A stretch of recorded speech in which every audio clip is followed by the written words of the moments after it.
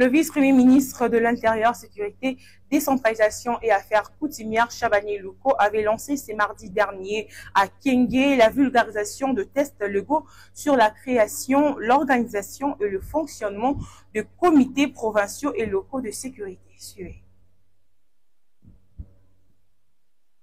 En séjour dans la province du Kwango, le vice-premier ministre, ministre de l'Intérieur, Sécurité, Décentralisation et Affaires coutumières, Chabani Luko Biango Jacquema, a officiellement lancé ce mardi 13 mai à Kenge, dans le Kwango, la campagne de vulgarisation des textes légaux relatifs à la création, organisation et au fonctionnement des comités locaux et provinciaux de sécurité. Ce lancement fait suite à un atelier de formation organisé du vendredi 9 au lundi 12 mai, centré sur la gouvernance sécuritaire à la base.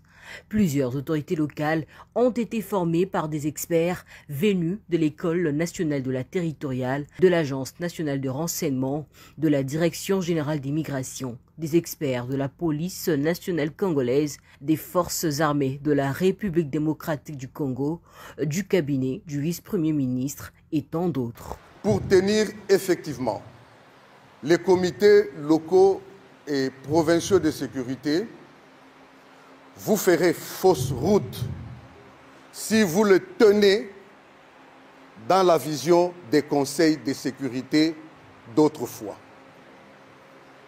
La philosophie a changé et la pyramide a été renversée. La sécurité de la population ne peut plus se faire sans la population. La sécurité de la population se fait avec la population.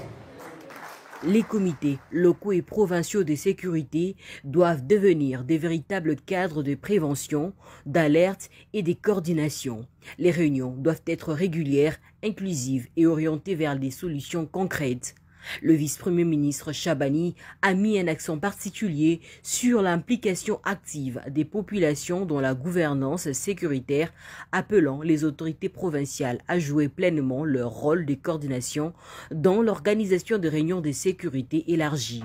Mesdames et messieurs, membres du comité provincial de sécurité et des comités locaux de sécurité,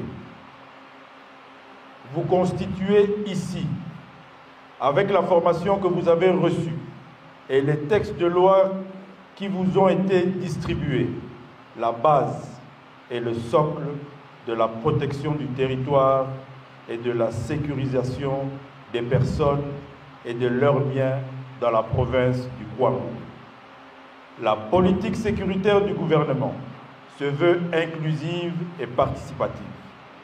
Ensemble, nous allons protéger nos entités en développant une vigilance tout azimut face aux différentes menaces sécuritaires. Désormais,